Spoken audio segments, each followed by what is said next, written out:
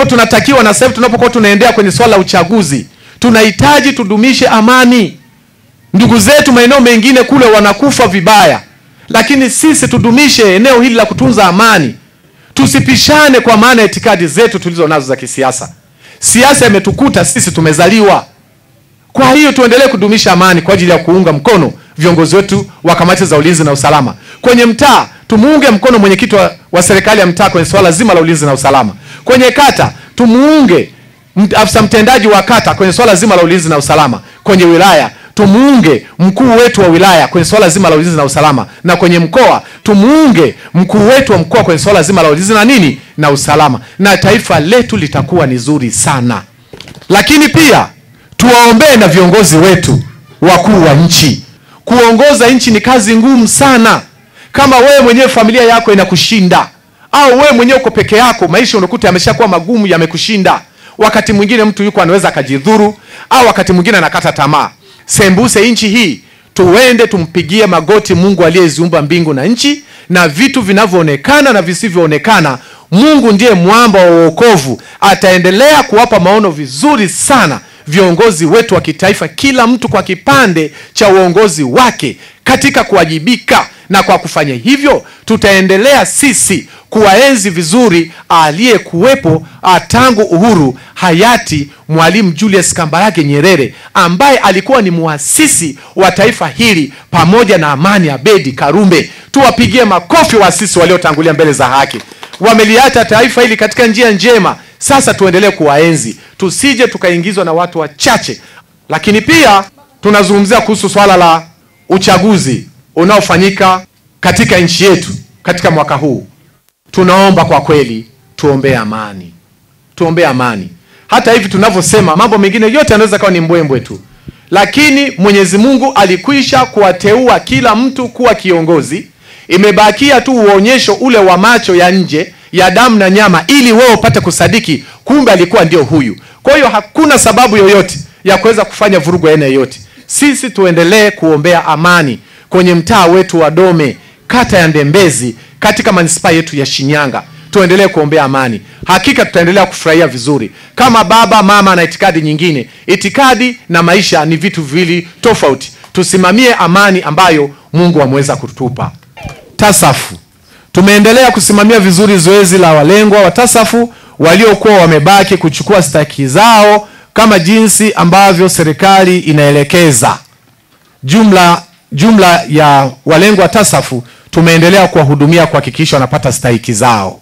Mikopo, ofisi ya mkurugenzi wa manispaa katika vikundi vyetu viwili, ikiwemo kikundi cha Wendo ambacho kimepata shilingi milioni 10, vigeregere vingi kabisa, ambacho hiki kikundi ni kwa ajili ya ufugaji wa kuku katika mtaa wetu wa Dome.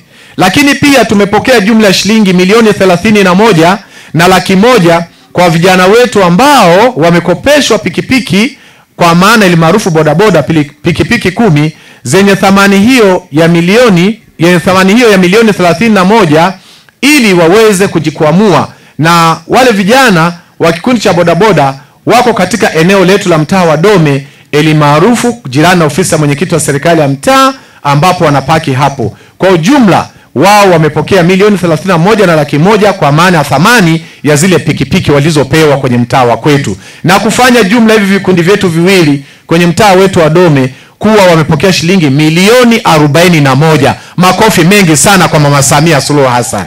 Pamoja na jitihada nzuri na ushirikiano mzuri wananchi mnaotoa kwa masuala mbalimbali ya uhalifu unapotokea, mnaposhirikisha serikali ya mtaa, mnapotoa taarifa kwa wakati na hatua zinachukuliwa, tunaendelea kuwasisitiza kwamba msikubali kulea uhalifu katika maeneo yenu. Au mnapopata taarifa za uhalifu katika mazingira yenu, ni waasi sana wakazi wetu wa mtaa wa Dome kuzitoa hizo taarifa kwa wakati. Kingine, hapa ni wazazi wangu na familia, mna watoto.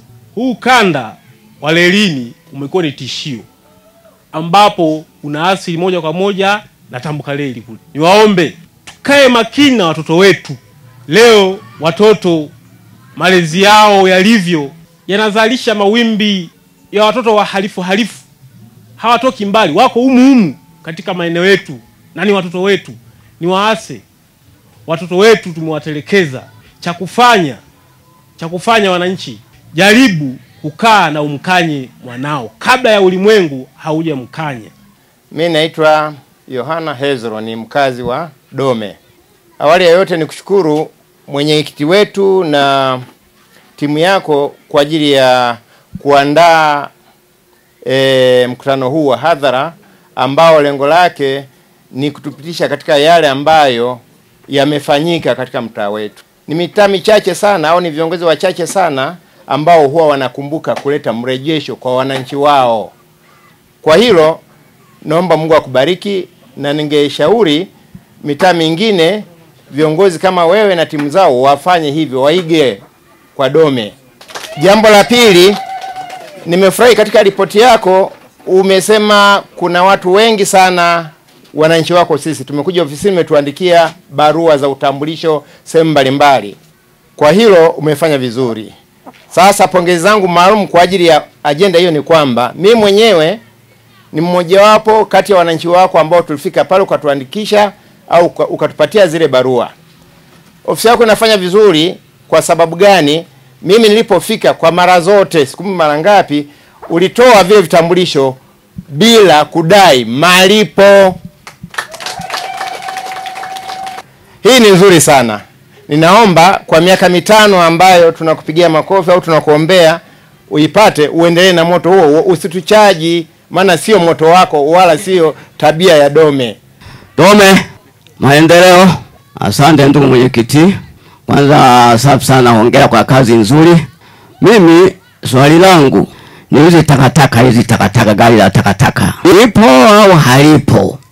Kwa sababu takataka unapita zinanuka sehemu nyingine, gari halionekani. Mimi naitwa Bartolomeo Obedi Mkajakamba. Na mimi niseme Dome maendeleo.